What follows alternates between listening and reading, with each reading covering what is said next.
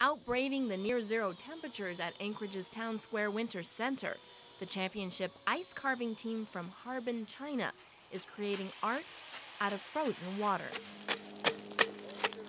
And the sight is one to remember. The team is creating a Disney-themed children's park using 4,000-pound blocks of ice. And it's a skill they say that's been passed on from generation to generation.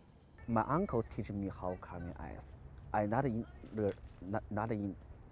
school. Yeah, my family teach me how carving ice. It's cold job, but I like. The team of around 6 is packing decades of experience, some with up to 30 years of ice carving practice. They've competed against people from all over the world, taking first multiple times.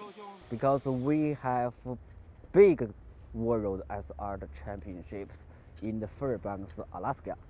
And each year we have more than 100 ice sculptors. They come here every year, joyful compete. They from all the world. Today, the group is working on a Disney train and hope to have the track laid down later this week. It looks like hard work, but this man says all it takes is focus. It's a cold job. Actually, it's a cold job. But sometimes when we're working, we forgot anything. Just enjoy how come, just enjoy. It's my mean forgot anything. Just how make a perfect stuff. Using chainsaws, ice picks, and ingenuity, it looks like the Harbin China team just might achieve perfection when the time comes to unveil the final product. So far, perfect.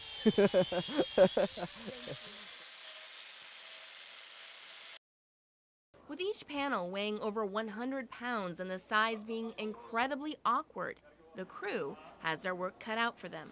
Okay, ready? That's pretty good. But the chore for some is worth it, especially since Mullet says there was contest over which artistry would hang in the airport. Well, it's a % for art. And I'm like, it's 16 degrees here, pal. You know, I mean, come on.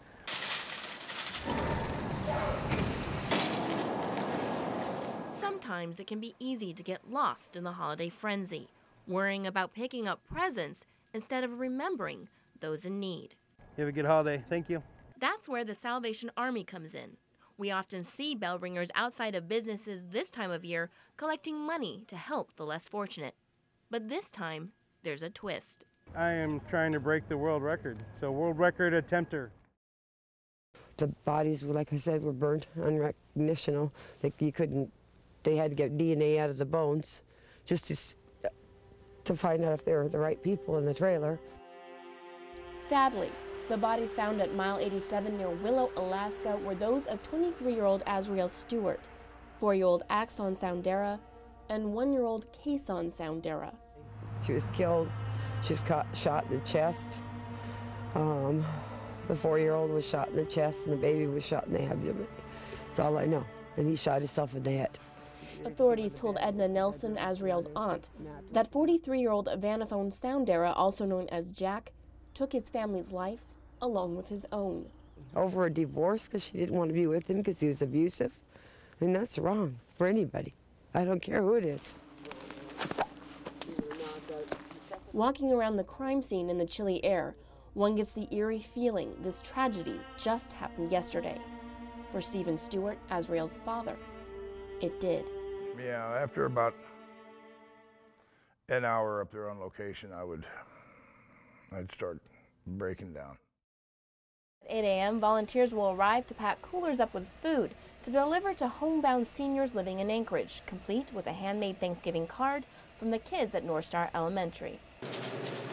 Folks at the Salvation Army Older Alaskans program say they'll be here as early as 2 in the morning preparing for Thanksgiving. And they have a lot on their plate since they are slated to deliver to over 300 seniors on 26 routes.